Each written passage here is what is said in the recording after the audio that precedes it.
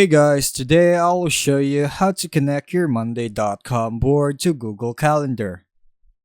First, make sure your board has a date or timeline column filled with your item's dates.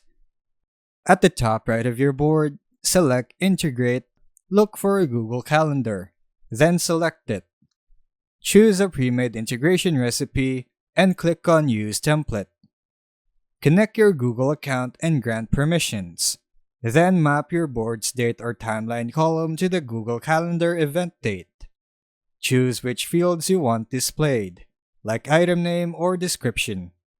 Once configured, the integration will automatically create or update events in Google Calendar whenever dates change in Monday.com. After syncing, verify that the events appear correctly in your Google Calendar. Any updates on your board will reflect automatically.